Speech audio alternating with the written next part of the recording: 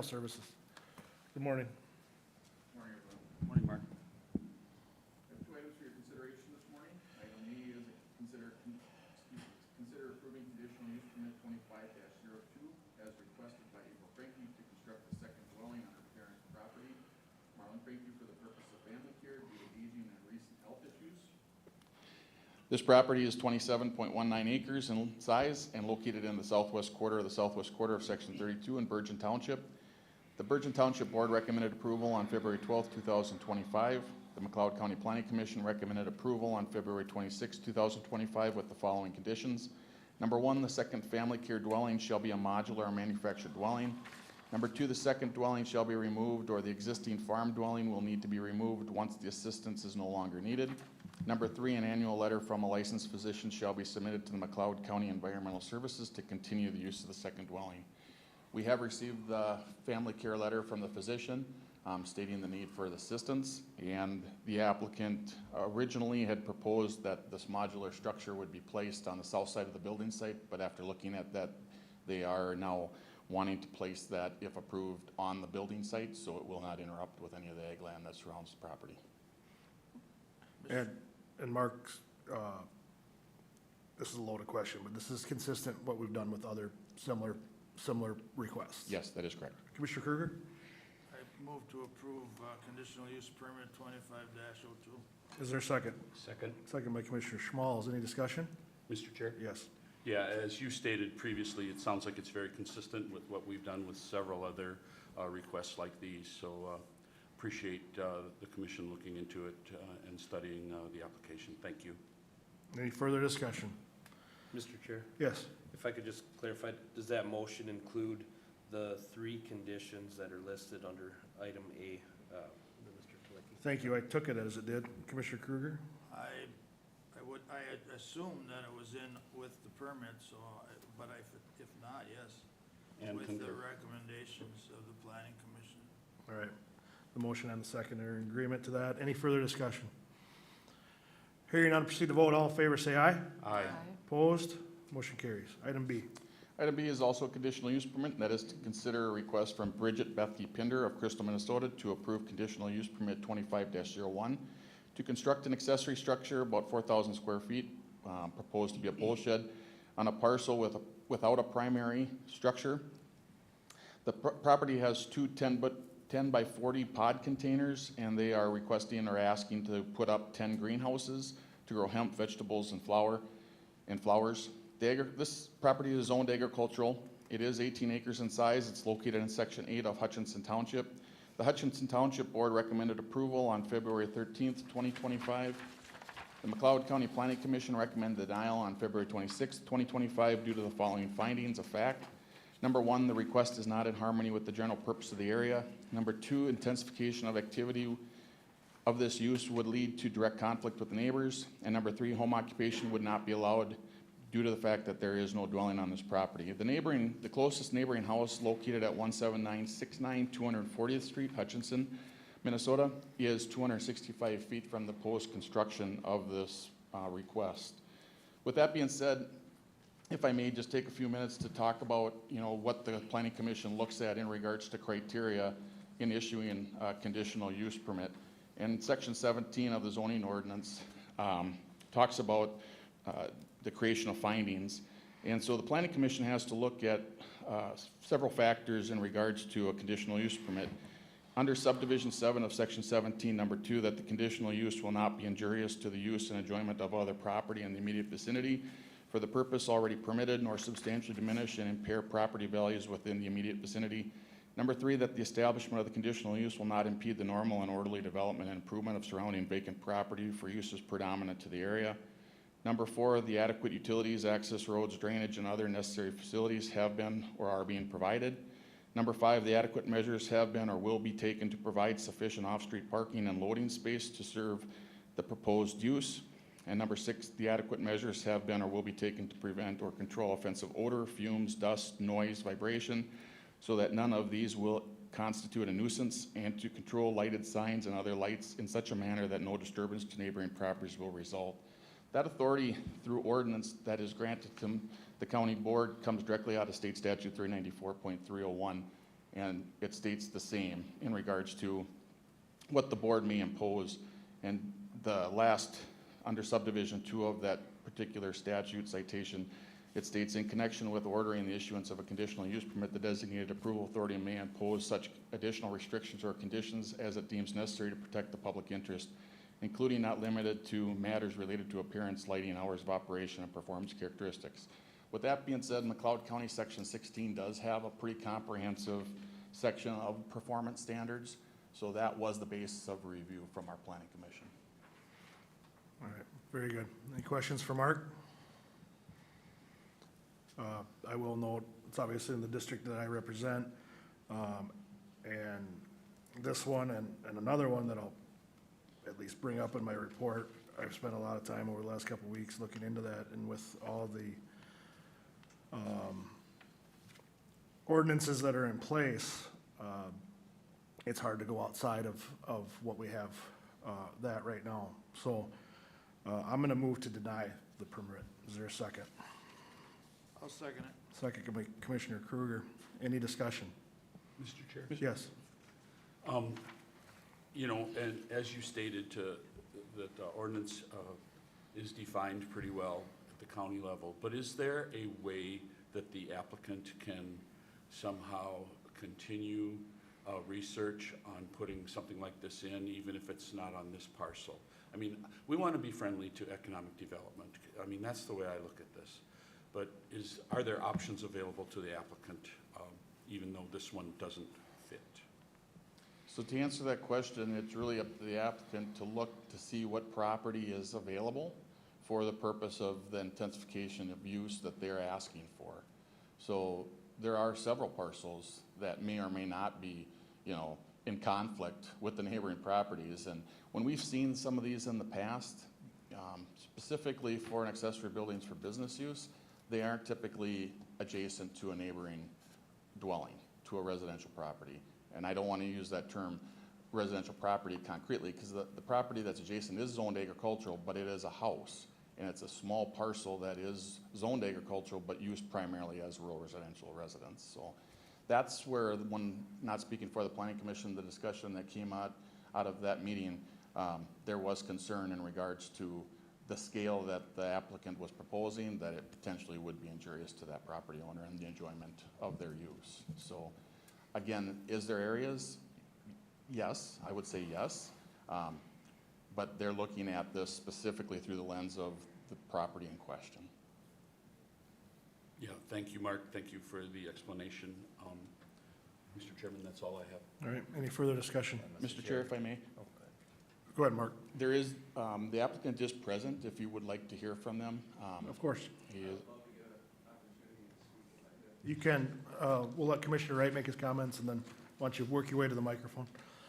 Commissioner Wright? Yeah, just a couple of comments. I mean, a motion to deny obviously needs a lot more reasons than a motion to approve sometimes, but after seeing the 3 reasons in place, and I see number 3, home occupation, you know, not allowed, there's no dwelling on the property. You know, sometimes that's why things belong in commercial developments, where there's not a housing, you know, there as well. So, I do see the point that planning commission, sent forward with these reasons, so. Yes, sir. Yeah, over the last week, we've actually had an opportunity to talk to all the neighbors that showed up for the meeting at the county level last week over in Hutchinson. And we've come to an agreement with a lot of them to settle some of their worries. The adjoining property is actually at this point willing to sell us their property with the home on it. And we're just waiting on an appraisal to work through that process.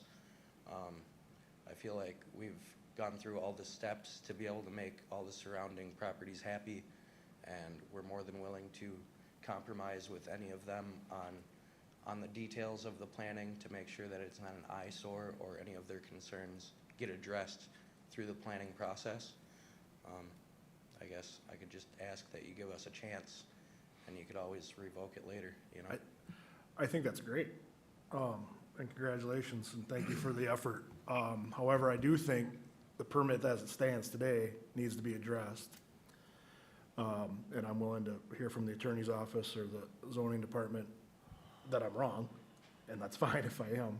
But I think it's probably gonna be a new application process once all of these other things are addressed, properties acquired, and go from there. We're not trying to hold you back, but we also have some things that we have to, consider, in the totality of the circumstances. I So- agree. And there's also a tight deadline with what's going on with licensing and all the type of stuff like that.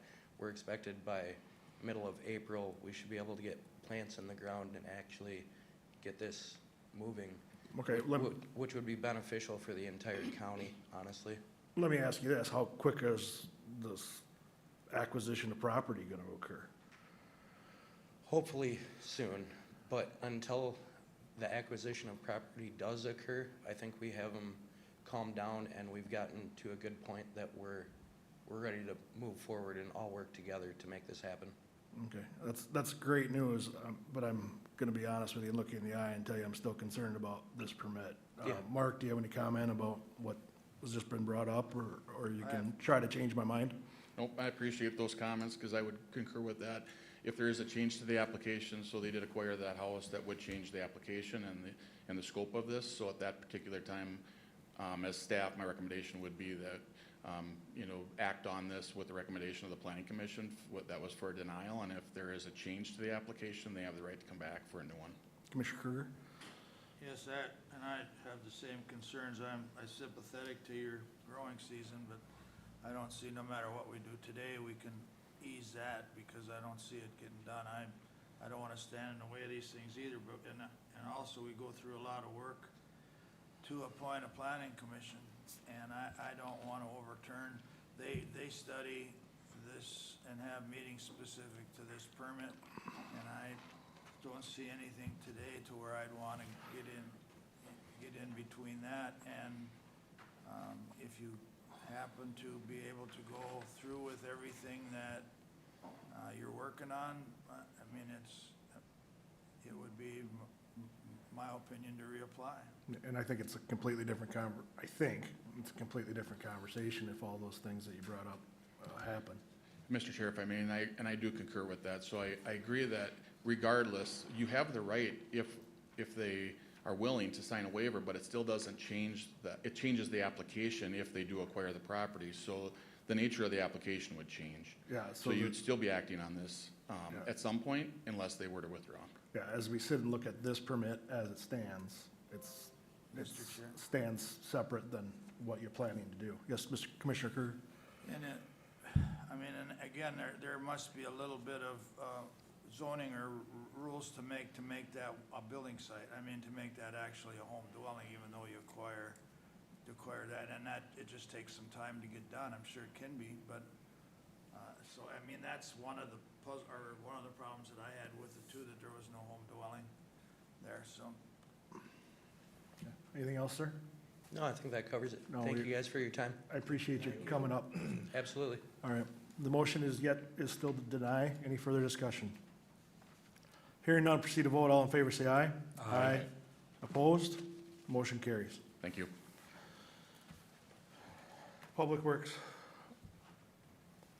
Looks like Parks Department.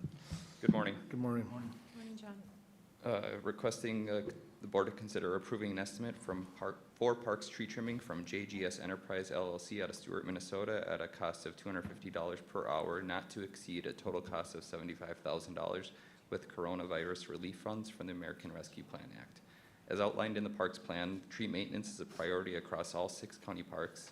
Due to the scope of this project, it is necessary to hire an outside contractor with the required equipment and resources to perform the work.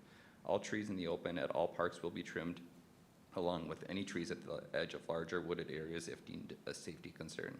A second estimate was received from MC Tree Service out of Hutchinson, Minnesota at a cost of $365 per hour. Any questions? Mr. Chair, I'll move to approve. Motion by Commissioner Wright. Is there a second? I'll second. Second by Commissioner Chachka. Any discussion? Mr. Chair, it just looks like we're making good use of local contractor for these dollars. Very good. Commissioner Schmalz? Yeah, Sorry, Don. I'll echo what Commissioner Wright stated. I'm glad we have local contractors involved with the process. The question I have for John is that I saw one itemized possible use of chipper and the other estimate, I think was leaving the trimmings on the ground near the base of the trees. Can you explain what the plan is versus the two quotes you took? Yep, so neither will be doing any of the chipping. We will have either our own staff or Census Serve do some of that trimming, so they'll be just dropping them, laying them on the ground, and then we'll come and chip them and haul it away. Okay, thanks for that clarification. Yep. Thank you, Mr. Chair. Commissioner Kruger?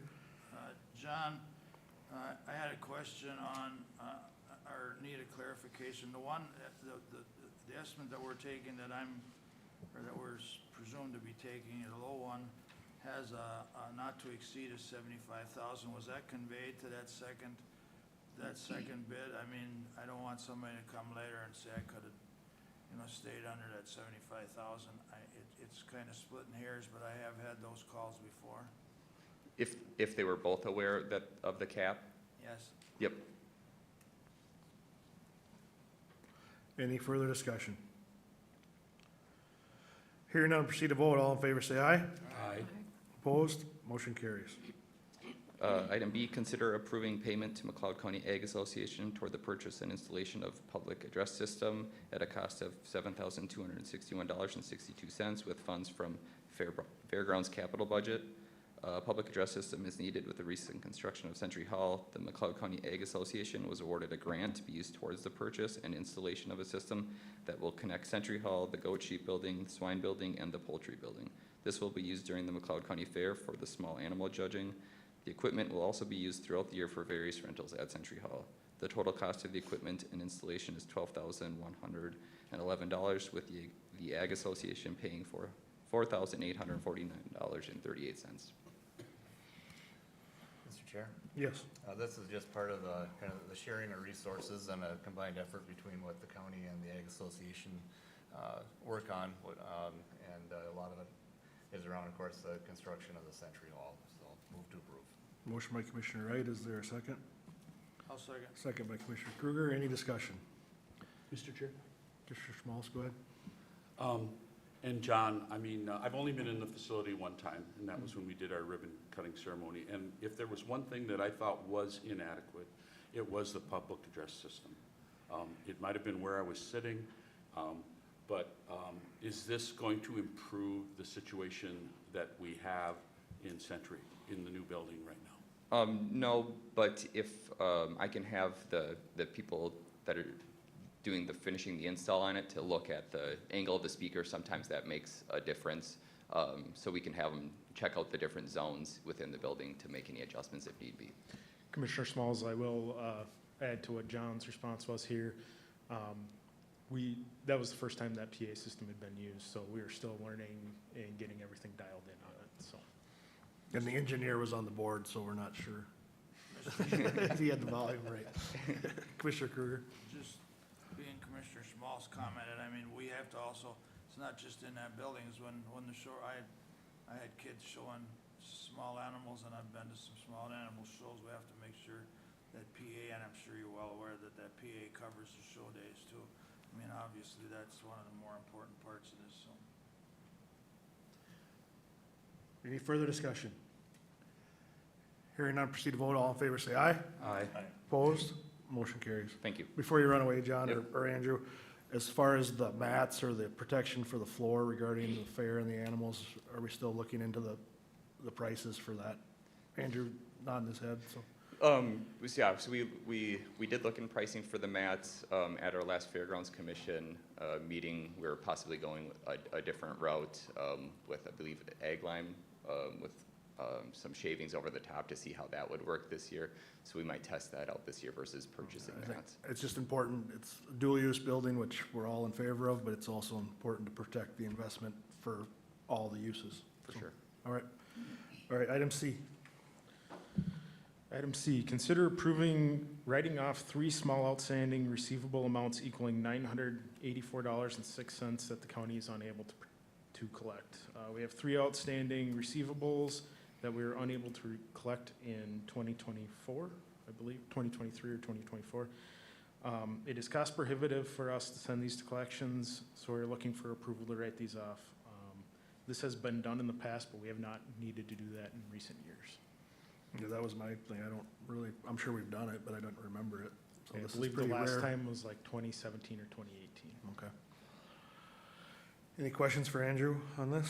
Mr. Chair? Yes. Andrew, I understand, you know, what we're trying to do. I mean, or what has been tried as far as these collections? Has it been just a reminder letter? Has it been a letter from the attorney's office? Can you walk us through the scenarios that you've tried? Yep, we send multiple invoices and reminders to the people with the outstanding invoices that they are delinquent on their invoices. But it seems to be cost prohibitive to take them to small claims court and to go that process. Thank you. Mr. Chair? Yes. Attorney, do you have any, I tend to agree, but I mean, you got any comments on that? I mean, I don't have much to add. I mean, this is as much of a business decision as legal. I mean, small claims, there'd be the filing fees, and then whatever, you know, staff time, any service that would be necessary. So, you know, the smaller the outstanding fee or balance is, the less, you know, the less it makes sense to pursue. So, nothing else. I mean, there's conciliation court. I mean, there are ways to seek this, but I mean, even if you were to get a, you know, small claims court judgment, you'd still have the issue of collecting it. That's correct. So, I mean, you'd spend the time and effort getting the judgment, and we'd still have a collection issue. Mr. Chair, when I first went through this, knee-jerk is you don't really want to do it, but the names, I mean, obviously the names are in the packet, and there's no sense in spending more money, because through admin and bookkeeping, we just keep adding on, so I'd make a motion to, writing off, at lack of a better word, the uncollectibles. Motion by Commissioner Kruger. Is there a second? Second. Second by Commissioner Wright. Any discussion? Hearing none, we'll proceed to vote. All in favor, say aye. Aye. Opposed? Motion carries. Item D, consider approving a joint powers agreement with the city of Winsted for the 2025 joint resurfacing project in Winsted. The city of Winsted is taking on to the project to do some water main repair work and will perform all the engineering and inspection work as well as pay for all the water main repair costs. This agreement defines the various rights, obligations, and cost sharing for the project. It is very similar to agreements that the county has done in the past. The city of Winsted approved this agreement at their February 18th, 2025 meeting. Mr. Chair? Commissioner Schmalz? And Andrew, okay, what I'm seeing in front of me is it's specific to work on the water main. How about the storm sewer system under the road? I mean, is this a blanket agreement, or how are we looking at that? Yep, so the storm sewer system, county staff inspected and made repairs on that last fall before this project in anticipation. So there's no storm sewer concerns at this time. And Mr. Chair? Yes. And sanitary sewer, same concerns are being addressed. Are we involving any sanitary sewer work on Nope. under County Road 1? There is no sanitary sewer work involved with this project. Mr. Chair, I'll move request. Thank you. Motion by Commissioner Schmalz. Is there a second? I'll second it. Second by Commissioner Chashka. Any discussion? Hearing none, proceed to vote. All in favor, say aye. Aye. Opposed? Motion carries. Consider awarding county projects CP 025000001 and county project CP 025000002, the 2025 pavement marking and seal coat project to Morse Seal Coat and Trucking, Inc. of Morse, Minnesota at a cost of $485,294.75 with funds from the highway construction budget. The engineer's estimate for the project was $587,050.84. Other bids received ranged from $516,000 to $550,000. Any questions for Andrew? Mr. Chair? Commissioner Schmalz? Andrew, does this bid involve any grinding? Are we doing any grinding with the pavement markings we're talking about? Nope, this is all surface applied latex pavement markings. Thank I you. will- I will note, we did see a considerable cost decrease from last year's pavement marking bid this year. Any further questions? Or is there a motion? I'll make a motion to approve. Motion by Commissioner Wright, is there a second? I'll second it. Second by Commissioner Schmalz, any discussion? Hearing none, proceed to vote, all in favor say aye. Aye. Aye. Opposed, motion carries. Consider awarding County Project 025000005, the 2025 Route and Seal project to Camco Inc. of Dassel, Minnesota, at a cost of $47,658.65 with funds from the highway construction budget. The estimate for this project was $77,180.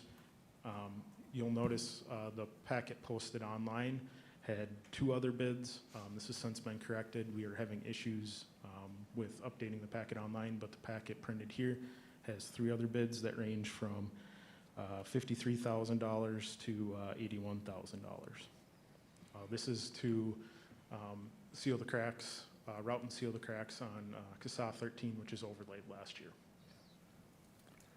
Move to approve. Motion by Commissioner Wright, is there a second? I'll second it. Second by Commissioner Kruger, any discussion? Hearing none, proceed to vote, all in favor say aye. Aye. Opposed, motion carries. Item G is the 5-year highway construction plan. Just give me 1 second here to get the computer pulled up.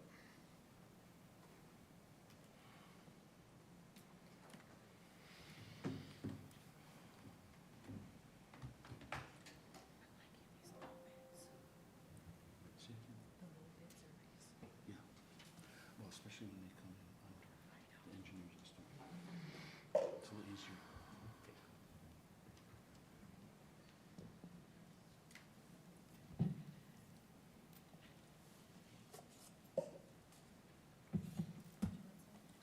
Thanks, I got.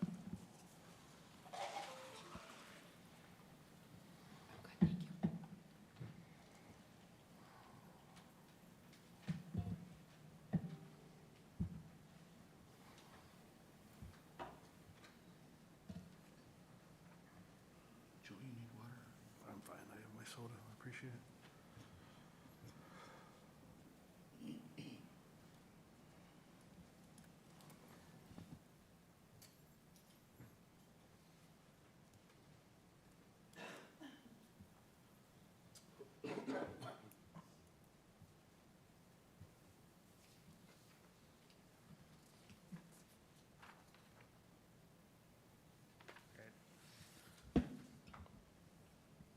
So this is the presentation on our 2025 5-year highway plan. This was brought to the board at a work session on January, I believe, 27th. So a little bit into our county highway system. So McLeod County has about 390 miles of total roadways. 255 miles of those are county state aid highways, with about 180 miles being bituminous, 75 miles of concrete surfaced. These are primarily funded by the county state aid highway or in the highway user distribution fund. We have about 135 miles of county roads, with 45 miles of those being bituminous and 90 miles being gravel. Those are primarily funded with property tax levy and formerly wheelage tax.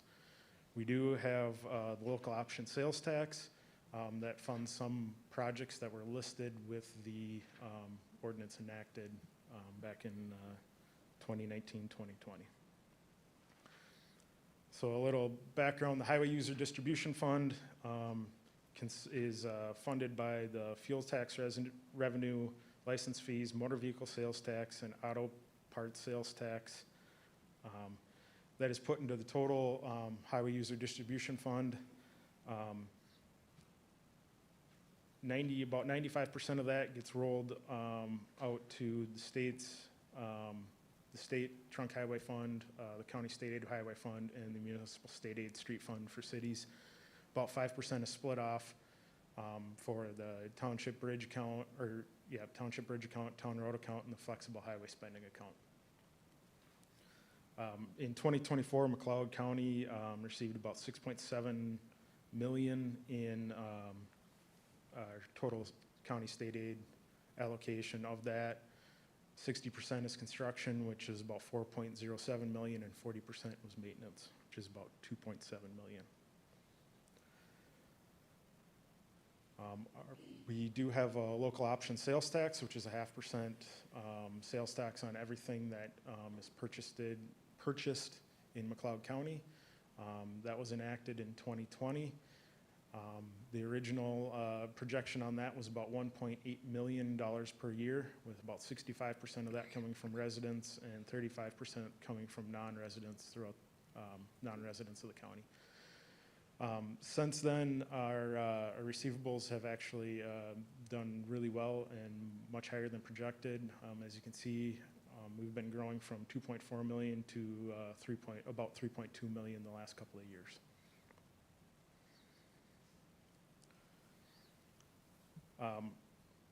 Pavement management is about doing the right thing at the right time. So there's different triggers for when you do maintenance work versus major rehabilitation work versus doing reconstruction. It is much cheaper to do maintenance work, small maintenance projects, than it is to do major rehab or reconstruction work. So if we stay on top of things and we do a lot of minor maintenance, it's more cost effective than having to redo, reconstruct roads or doing major rehabs all the time.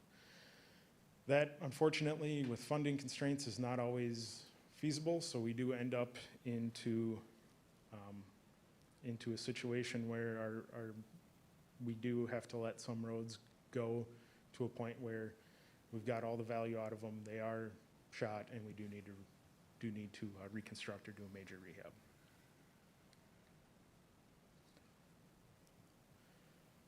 Road construction activities, our estimated cost per mile and life expectancy.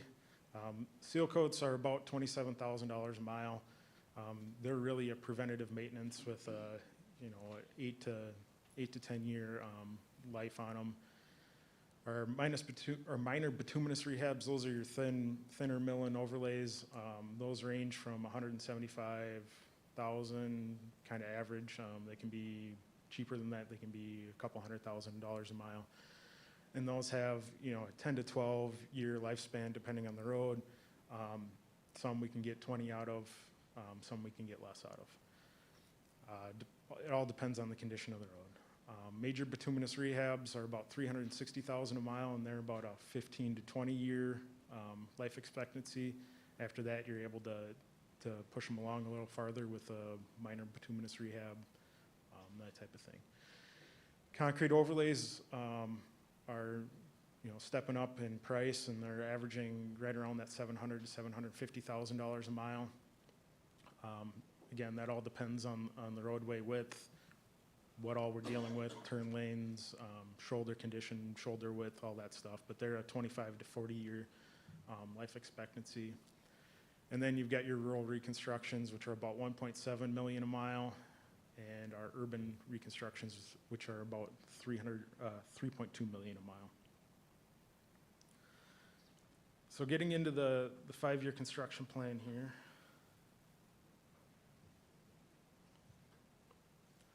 We'll start with 2025. Zoom out a little bit. 2025, we have 2 main projects on the schedule. We've got the County Road 1 concrete overlay from County Road 22 to the North County line. That project has been let. Kroll Link had that, and we got pretty good bid prices on that. The other project we have is the reconstruction of Hennepin Avenue from 13th Street to 20th Street in Glencoe here. We are just finishing up final plans and should be going out for bids here pretty quick. I will note I have MnDOT's projects for the district on this map as well. They will be installing crossovers on 212 near the Buffalo Creek Bridge in preparation for bridge replacement project in 2026. Andrew, is that a 2-year project? I mean, they're starting this year and then ending next year, is that right? Yep, I believe so. Yep, they're building the crossovers this year so that they can get going right away next year on the bridges. Andrew, a question, crossover? Is that where they build a roadway in the median? So that Correct. we can divert traffic from one side to the other? Correct. Thank you. 2026, we have a pretty comprehensive program in 2026. CSA 18 from Trunk Highway 15 to the Renville County line, that will be a concrete overlay. That is federally funded. We received regional solicitation funds for that through the ATP. So that will be happening.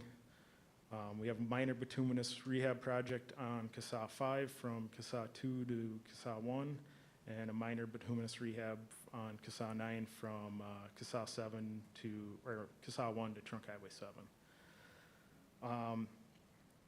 We also have minor bituminous rehab on County Road 83. That's Hennepin Avenue. It's taking off from the reconstruction project to County Road 3. That is in conjunction, is being bid in conjunction with the reconstruction project of Hennepin Avenue. That will occur at the same time as they pave the wear lift, the final lift on Hennepin Avenue. And then we have County Road 57 down in Round Grove Township. That is a major bituminous rehab. At this point, we're looking at doing full depth reclamation with an overlay placed on top of that. MnDOT in 2026 will be constructing a roundabout at US 212 and Trunk Highway 5, and they will also be doing those bridges over the Buffalo Creek on 212.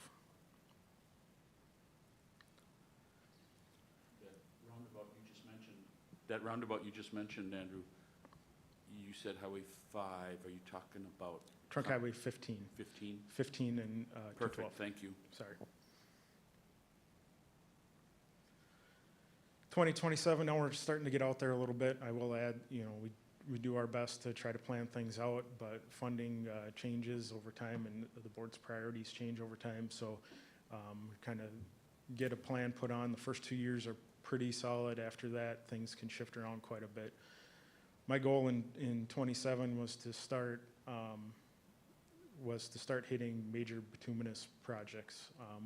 In that County Road 18 project in 2026 will be our last concrete project for a while, and we're going to start trying to cover as many miles as we can a year, and then trying to group these into regions as best we can to get better bid prices. So in 2027, we have a major bituminous rehab of CSA 12 from CSA 7 to the North County line. Major bituminous rehab of County Road 60 from CSA 12 to CSA 19 that goes out past Piepenburg Park. And then a minor bituminous rehab of County Road 73 from CSA 12 to CSA 19. And we will, the way the money's looking at this point, we will probably extend that to CSA 20, which is from CSA 19 to the county line with a minor bituminous rehab.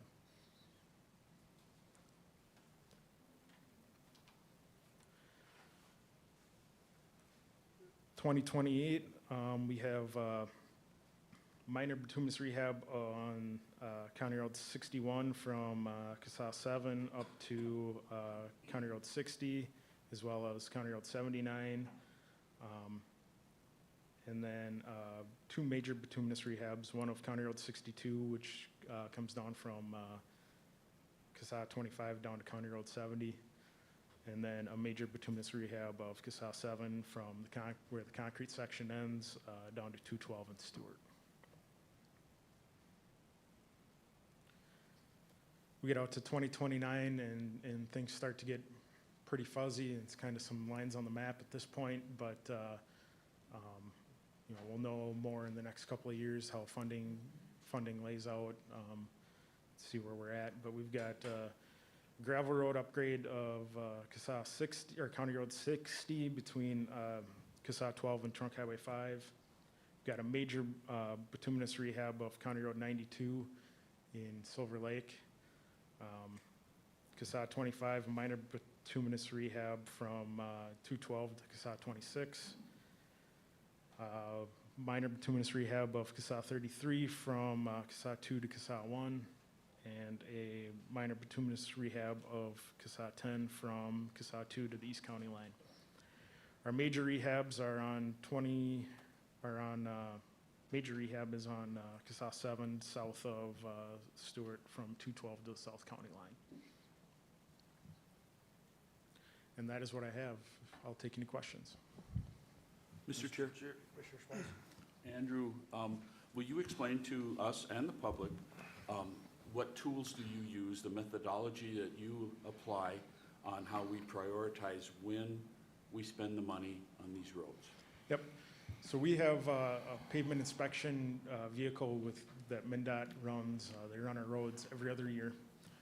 We take that data, that gives us the ride data, smoothness of the road, as well as the surface defects on the road, essentially crack counts, crack types, crack severity, and then crack counts. Put that all in and look at that, look at traffic levels, look at priority routes, major traffic routes, and look at pavement age. All those things come into play when making these decisions. Very good, Andrew. Thank you for that explanation. And also the one thing I didn't hear was crash data. Safety at some of these intersections is a criteria as well. Yep. We try to tie crash improvement projects into our pavement rehab as much as we can.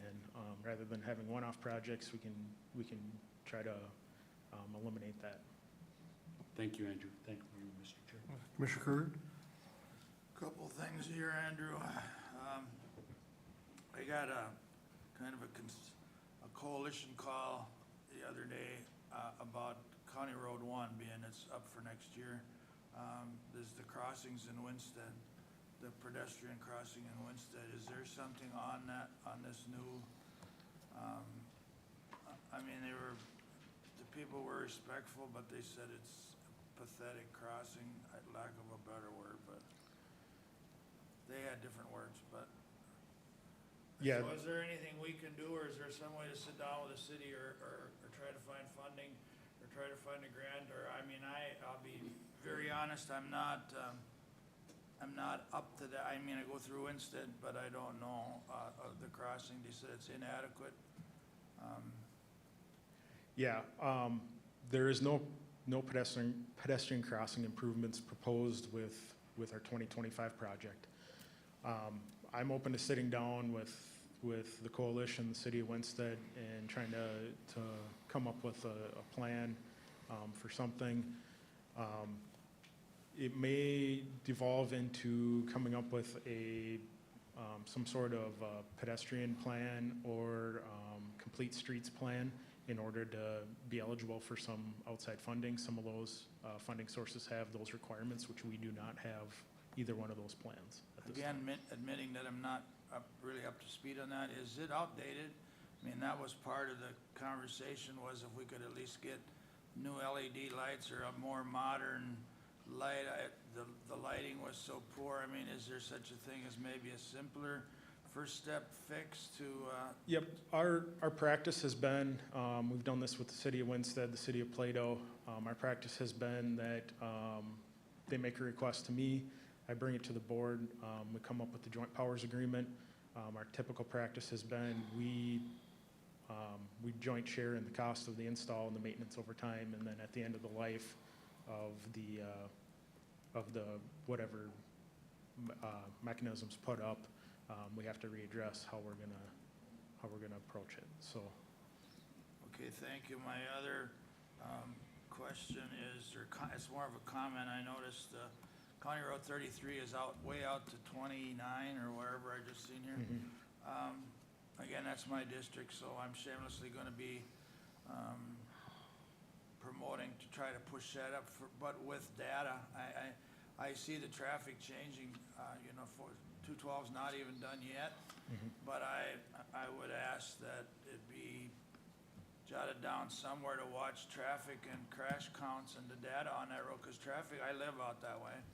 traffic's really changing. The amount of, heavy trucks and even, cars are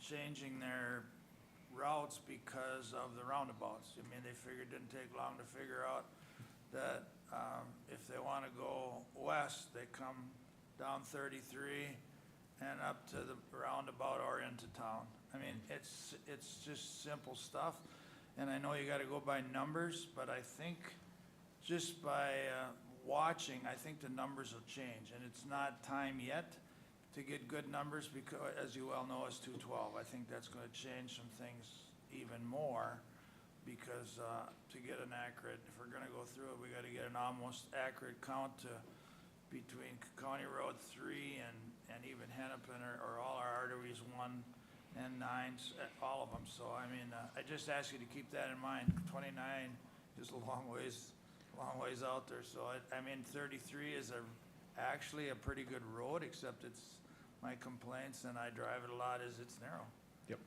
Yep, and that's why we have it on a minor rehab, penciled in, is because it is in really good shape. Looking at any reconstructions and widenings and anything like that, we'll have to dig deeper into that. As you said, it is too soon to really develop the traffic pattern, that may be changing, but we do, periodically, get traffic counts, it's changing now. MnDOT, was doing every 4 years, they were going to every 2 years, now they're trying to push off to every 6 years, so, We may have to do them on our own Yep. even. I mean, just to stay, again, like I said, I'm watching as close as I can, but, you know, and it takes data to get it done. All I'm really asking for is, and let the rest of the board know that I'm, 33 for my district's gonna come up every now and then, so. Yep. Thank you. and this will play into the comprehensive transportation planning that we are just starting to kick off, system-wide transportation plan that'll include, long-term pavement maintenance, projects, any expansion projects that, or widening projects that, can be foreseen on the horizon, anything like that, so. Mr. Chair? Commissioner Schmalz? Yeah, and Commissioner Kruger brought it up about the pedestrian crossing in Winston, and I'm part of that conversation as well, waiting for a proper response to those people who are concerned. And I think with what you've laid out this morning, that does help us and guide us through the process of, getting a pedestrian crossing that most people will be happy with. So it's not that I've ignored the communication or the process. I just want this process to play out in the proper fashion. Thanks, Andrew. Commissioner Wright? Yep, Andrew, why don't you answer? Yep. Got it, okay.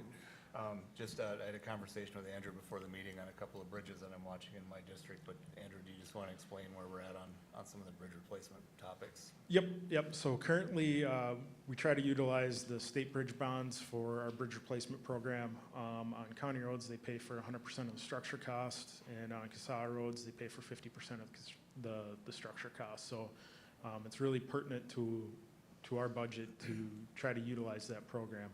Currently, that program is out of money. It's been out of money going on 8 months now, I believe. There are some bills at the legislature right now that are that have bonding funds in there. So we'll see where that plays out. If there is not a bonding bill and there are no bridge replacement funds allocated, we'll have to meet as board and try to prioritize some of the stuff. We may have to fund some of these replacements 100% in-house.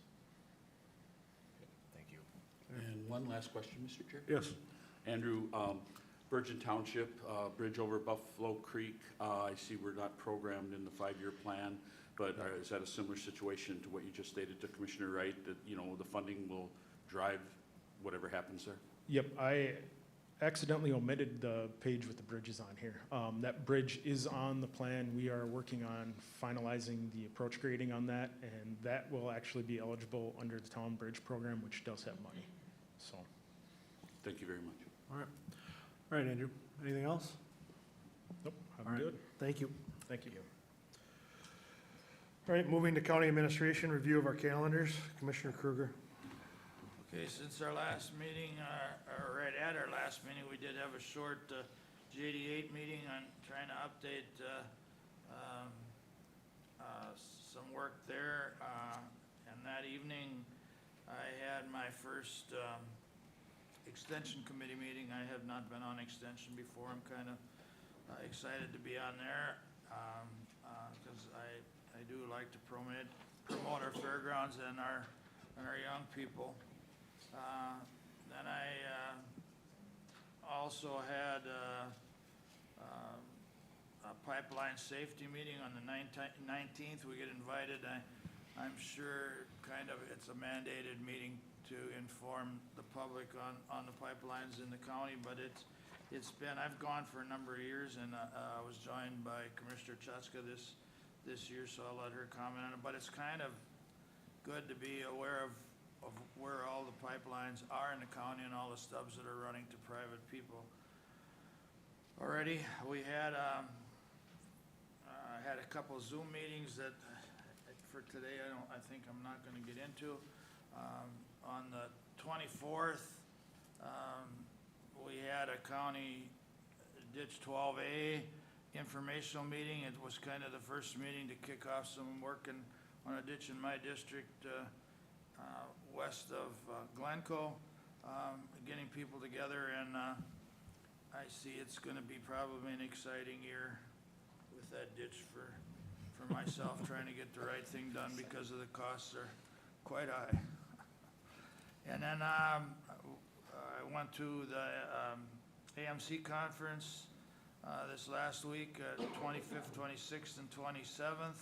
And my conference kicked off with our MRC meeting, which is Minnesota Rural Counties.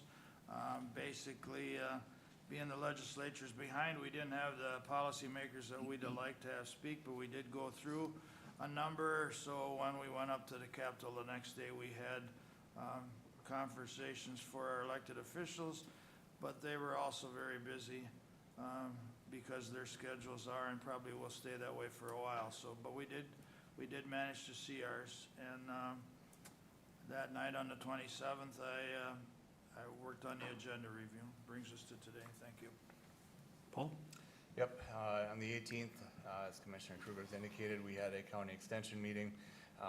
Pretty well an evening of updates from our staff, and I think our board is very well aware that we have some pretty neat people that run those programs, and our relationship with Wright and Meeker County as far as a tri-county function works very, very well. On the 19th, we had a MRF meeting. It was a lot of our program updates and budgets and setting up for a board workshop on these topics later on in March. The 26th, I did spend a day down at the legislative conference. Had meetings with our Senator Grunhagen and House members Harder and Gilman. We were able to meet for a little bit. Sat in on House hearings with the Department of Health, a couple interesting topics, education on the shaken baby abuse, as well as perhaps funding curriculum on opioid addiction programming for the schools. On the 28th, we did have a feedlot meeting, very well-attended feedlot meeting, and the main topic there was a group of individuals that are looking to maybe scale back the rules on bringing in out-of-county manure in McLeod County. So we're kind of taking comments for the next few weeks, and our feedlot committee meeting will be meeting again in approximately a month, just to see where some of those ideas may take place. That would be step one of several steps to make any additions or changes to our feedlot ordinance, and that brings us up to today. Okay.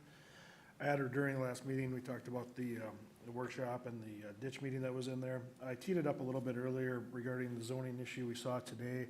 And ironically, I have a couple of them going in the district that I represent, and today we addressed one of them. I thought the applicant did a nice job of explaining his plan. Unfortunately, I feel we did the right thing in denying it until that plan is a little bit more rock solid.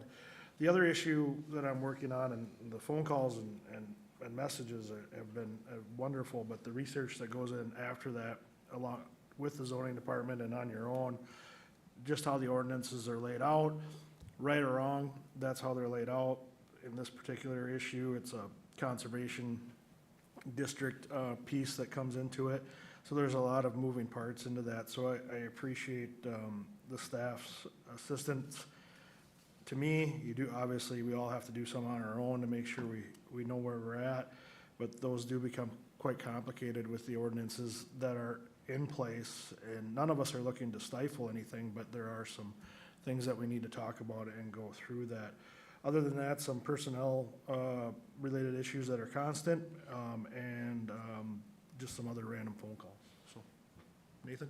Thank you, Commissioner. Like the other commissioners have stated, we had a workshop held after our last county board meeting. And then fortunately for me, I had a light couple of weeks here. I was able to take some personal time off during one of those weeks. And then last week I fielded a couple of conversations about the upcoming construction activities on County Road 1 planned for this year, and also the upcoming construction activity on County Road 5 programmed into 2026. Thank you, Mr. Chair. After our last meeting with the workshop and the ditch meeting, on that following Wednesday, the 19th, I did attend that AMC Lunch and Learn for the Child Protection. Again, it's something that don't normally deal with, so it was kind of nice to, hear a little bit on that to get started on that. I also attended the pipeline safety training with Commissioner Kruger that night, and, I didn't realize that there's that many natural gas lines that run through our county, so that was very informational. I'm glad I went, and I will probably go to that again every year. It just seems something beneficial. On Thursday, the 20th, we had an employee enrichment and development meeting here, and that was fun. There's a lot of fun things they're looking at doing this next year, so I hope you guys have a chance to attend some of them, whether it be the after work things or just some things during the day that they're planning. And then that night I had Pioneer Library in Wilmer that I went to. Monday the 24th, I did attend the informational meeting on the CD 12A, since part of that is in Sumter Township. On Wednesday the 28th, I had planning and zoning in the morning. And that brings us to today. Thank you. Attorney's office? Thank you, Mr. Chair. One thing Board Chair Nagel knows is that he and I routinely meet with our county law library, our other members and other court staff that assist. Just putting a plug there, we're renewing Tier 2 and Tier 3 agreements with the State Law Library. They provide resources and updated information for our law library here in the county. That's located on the second floor of the courthouse. We also have a legal database for members of the public to use. It's a nice space. We've been working to improve it. Given the legal database and the other print materials there, there really is access to a wealth of legal materials, and that's open to the public, anytime the courthouse is open, essentially. So I just wanted to let you all know that there's been some positive things happening there, and the public can sure use it if needed. So, thank you. Thank you. Administration? Thank you, Mr. Chair. Item A, notification of a solid waste committee meeting, which is the McLeod County Board of Commissioners by resolution at 9:30 a.m. on Friday, March 21, 2025, at the McLeod County Environmental Services Building, 1065 Fifth Avenue Southeast, Hutchinson, Minnesota. Item B, notification of board workshop following the board meeting on Tuesday, March 18, 2025, at the McLeod County Government Center, 520 Chandler Avenue North, Glencoe, Minnesota. That is all I have. Thank you. All right, to our agenda, open forum. Anyone wish to address the board? We do have a workshop, rather lengthy one after this, with some, a variety of in-depth topics. Press relations, seeing none, looking for a motion to recess till our next board meeting, 9 a.m., Tuesday, March 18th, at the McLeod Government Center, 520 Chandler Avenue North, Glencoe, Minnesota. Move recess, Mr. Chair. Motion by Commissioner Schmalz, is there a second? Second. Second by Commissioner Wright. Any discussion? Hearing none, we'll proceed to vote. All in favor say aye. Aye. Opposed? Motion carries. We'll take 5 minutes and start the workshop.